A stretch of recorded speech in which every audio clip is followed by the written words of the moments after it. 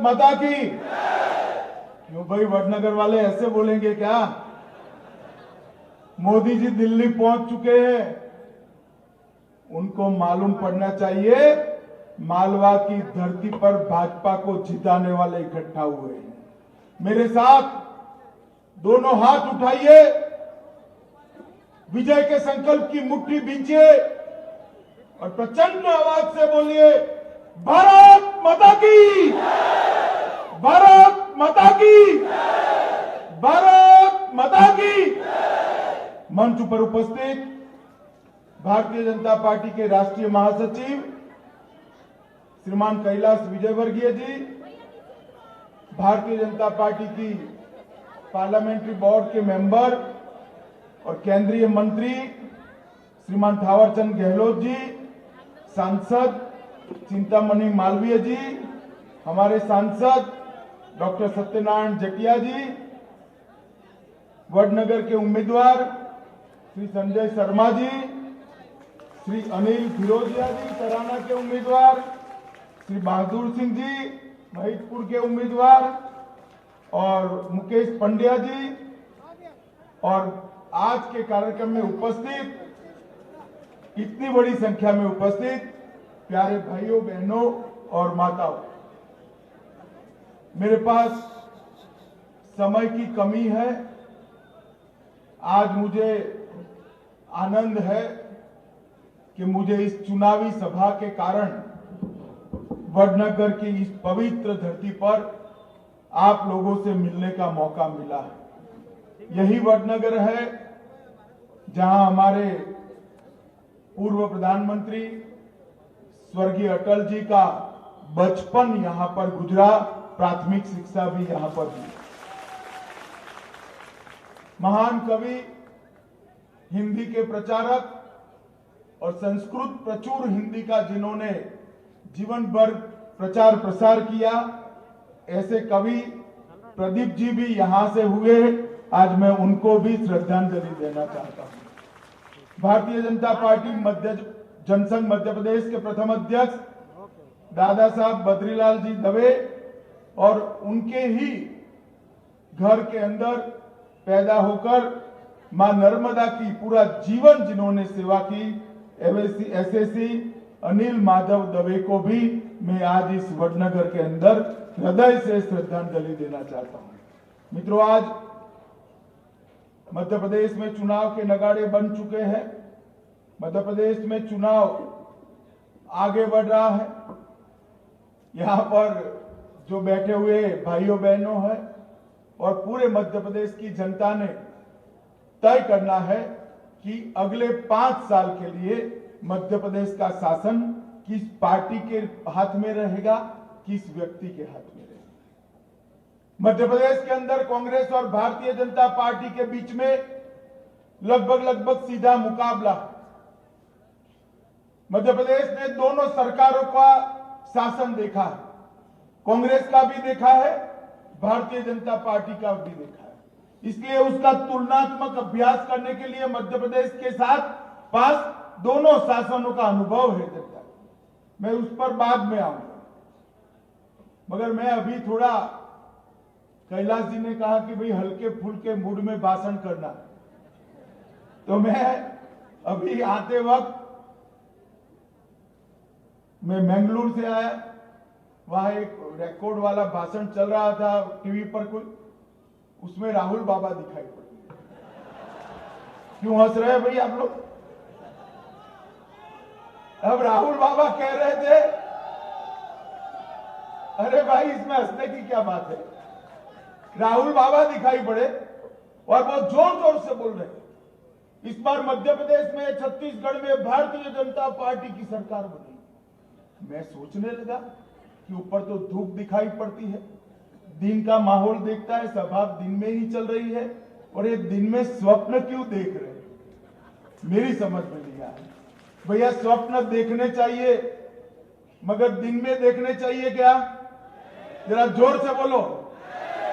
अरे राहुल बाबा, कान खोल कर सुन लो, मध्य प्रदेश में भारतीय जनता पार्टी की सरकार अंगद का पैर है, उसको कोई हिला नहीं सकता।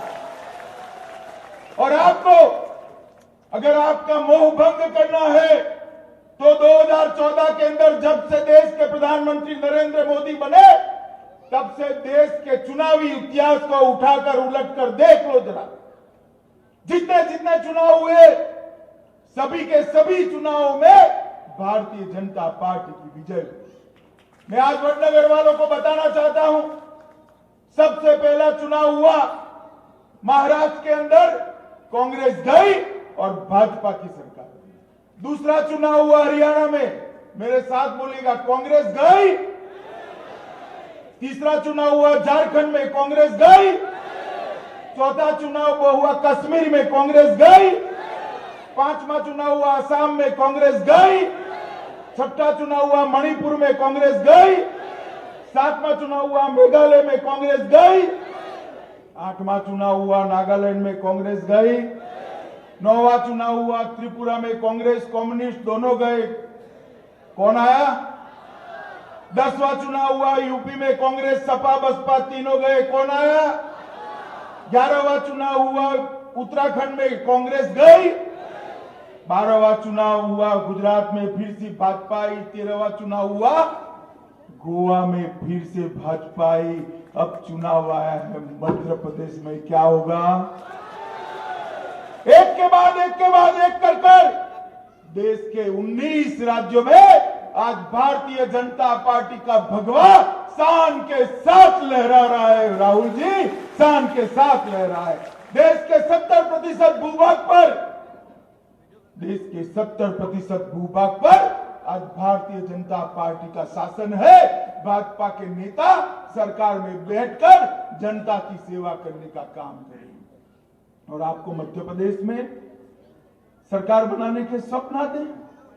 अरे मध्य प्रदेश की इस जनता को बरोबर बंटा धार के शासन के 10 साल याद है। याद है या नहीं है भाई? याद है या नहीं है? ये पूछते हैं हमें। अभी कमलनाथ पूछ रहे थे, थोड़ा जोर से बोल रहे थे एकदम। कमलनाथ जी, इस आयु में इतने जोर से नहीं बोलते भैया, जरा धीरे धीरे बोला करो, कोई तकलीफ न हो जाए। बड़े जोर से पूछ रहे थे क्या किया मध्य प्रदेश के लिए भारतीय जनता पार्टी ने। अरे कमलनाथ एंड कंपनी में आपको जवाब देने आया हूं। जवाब तो बाद में देता हूं, पहले सवाल पूछना चाहता हूं। 55 साल तक पंचायत से पार्लियामेंट तक आपकी पार्टी की सरकार रही, आपके मध्य प्रदेश में क्या किया वो पहले हिसाब दीजिए। मुझे बताइए, जब तक कांग्रेस का शासन था 24 घंटा बिजली आती थी क्या? जरा जोर से बोलिए, आती थी? सड़कें अच्छी थी? कानून व्यवस्था अच्छी थी? किसान के खेत में पानी पहुंचा था? किसान का धान और गेहूं खरीदा जाता था? माताएं बहनें सुरक्षित थी? मध्य प्रदेश के विकास के लिए फंड दिया जाता था क्या? मित्रों, 55 साल तक कुछ नहीं किया। 55 साल तक छोड़ो, शिवराज जी की सरकार यहां बनने के बाद भी 10 साल तक केंद्र के अंदर यूपीए की सरकार रही, सोनिया मनमोहन की सरकार रही। जब सोनिया मनमोहन की सरकार थी, यूपीए की सरकार थी, तब 13वां वित्त आयोग आया। 13 फाइनेंस कमीशन में मध्य प्रदेश को 1,34,000 करोड़ रुपया दिया। कितना दिया भाई बोलो? वडनगर वालों जोर से बोलो, कितना दिया? अब आपकी कृपा हो गई, भारतीय जनता पार्टी की सरकार बनी, मध्य प्रदेश की जनता की कृपा से भाजपा की सरकार बनी, नरेंद्र मोदी प्रधानमंत्री बने, केंद्र में भाजपा की सरकार आई। 14वां वित्त आयोग, 13वें वित्त आयोग में कांग्रेस ने भारतीय जनता पार्टी की मध्य प्रदेश सरकार को दिया था 1,34,000 करोड़ रुपया। और केंद्र में नरेंद्र मोदी की सरकार बनी। नरेंद्र मोदी सरकार ने मध्य प्रदेश की जनता को दिया 3,44,000 करोड़ रुपया। 2,09,000 करोड़ रुपया ज्यादा देने का काम ये भारतीय जनता पार्टी की नरेंद्र मोदी सरकार ने किया है। और आप हमें सवाल पूछ रहे हो, हमने कोई उपकार नहीं किया मध्य प्रदेश की जनता पर? 3,44,000 करोड़ रुपया देकर कोई उपकार नहीं किया। ये मेरे मध्य प्रदेश की जनता का अधिकार है, मगर वो अधिकार आप दे नहीं रहे थे, नरेंद्र मोदी जी ने देना चालू किया। मित्रों, इसके अलावे 32,000 करोड़ रुपया मुद्रा बैंक का, स्मार्ट सिटी का 1,000 करोड़ रुपया, अमृत मिशन के 2593 करोड़ रुपया, स्वच्छ भारत मिशन 424 करोड़ रुपया, इंदौर मेट्रो 7500 करोड़, भोपाल मेट्रो 7,000 करोड़, प्रधानमंत्री खनिज Kalyan Yojana 860 crore, integrated cooperative development scheme 1794 crore, प्रधानमंत्री आवास योजना 3840 करोड़, कुल 60,000 करोड़ रुपया और देने का काम भारतीय जनता पार्टी की सरकार ने किया है। 4 लाख करोड़ रुपया किया है। अब कमलनाथ, हमने तो हिसाब दे दिया, आप वडनगर की जनता को हिसाब देने आइए और बताइए जब कांग्रेस की सरकार थी आपने क्या किया। बताना चाहिए नहीं बताना चाहिए भैया? जरा जोर से बोलो, बताना चाहिए नहीं बताना चाहिए? मित्रों, नरेंद्र मोदी की सरकार बनी, प्रधानमंत्री श्री नरेंद्र मोदी बने, केंद्र के अंदर 129 नई योजनाएं चालू करी। गरीब के लिए, दलित के लिए, आदिवासी के लिए, युवा के लिए, शहर के लिए, गांव के लिए, किसान के लिए, महिलाओं के लिए, वृद्धों के लिए 129 योजनाएं शुरू की। और 129 योजनाओं के माध्यम से गरीब के घर में गैस पहुंचाने का काम किया। कोई बुढ़िया गरीब माता अब चूल्हे पर खाना नहीं पकाती, गैस के चूल्हे पर खाना पकाती है। इसके घर में शौचालय, गरीब को घर देने का काम, शहर में स्मार्ट सिटी बनाने का काम, गटर योजना करने का काम, पीने का पानी लाने का काम, ढेर सारी योजनाएं लेकर नरेंद्र मोदी जी आए। मैं आज इन्होंने हिसाब मांगा है, वडनगर की जनता के सामने सारी योजनाएं पढ़ना चाहता हूं मित्रों, मगर लंबी सूची है, मुझे जाना है। मैं जोर से पढ़ूंगा जरूर, मगर आपको लगे कि ठीक है नरेंद्र मोदी जी ने अच्छा काम किया है तो ताली बजाकर रोक देना। पढ़ू जोर से? पढ़ू, ध्यान से सुनना। हाँ, प्रधानमंत्री जनधन योजना, प्रधानमंत्री आवास योजना, सुकन्या समृद्धि योजना, मुद्रा बैंक योजना, जीवन ज्योति बीमा योजना, सुरक्षा बीमा योजना, अटल पेंशन योजना, आदर्श ग्राम योजना, फसल बीमा योजना, ग्राम सिंचाई योजना, मेक इन इंडिया भारत। अरे भाई, अभी तो 14 तक पहुंचे हैं और आपने हमें रोक लिया। 14 नहीं, ऐसे 129 योजनाएं नरेंद्र मोदी सरकार और शिवराज सरकार लाई है, जिससे समाज के हर वर्ग का कल्याण करने का काम भारतीय जनता पार्टी की सरकार ने। और आप हमें पूछ रहे हो कि हमने क्या किया? सबसे पहला काम किया है, राहुल गांधी कान खोलकर सुन लो, सबसे पहला हमने काम किया है देश की सुरक्षा को सुनिश्चित करने का काम किया है। आपकी सरकार थी, मोनी माबा देश के प्रधानमंत्री थे, पाकिस्तान से रोज आलिया मालिया जमालिया घुसते थे, हमारे जवानों की हत्या कर देते थे, कोई चू नहीं करता था। हमारी सरकार बनी, आपकी सरकार बनी, मध्य प्रदेश की सरकार की सरकार बनी, नरेंद्र मोदी प्रधानमंत्री बने, उरी के अंदर पाकिस्तान के घुसपैठियों ने हमला कर दिया। बड़े सवेरे 3 बजे तड़के हमला किया, 12 जवानों को जिंदा जला दिया, उनको लड़ने का मौका भी नहीं दिया। लोग हताशा में, निराशा में, गुस्से में, अब क्या होगा, मोदी जी भी क्या करेंगे? मगर इस बार मनमोहन सिंह की सरकार नहीं थी, भाई नरेंद्र मोदी की सरकार थी। इस बार कांग्रेस की सरकार नहीं थी, भारतीय जनता पार्टी की सरकार थी। 10 ही दिन के अंदर प्रधानमंत्री ने सेना के रणबांकुरों को हुक्म दिया और हमारे रणबांकुरे पाकिस्तान के घर में घुसकर सर्जिकल स्ट्राइक कर जवानों का बदला लेकर भागे। कमलनाथ एंड कंपनी, आपको मालूम नहीं पड़ेगा ये क्या हुआ है।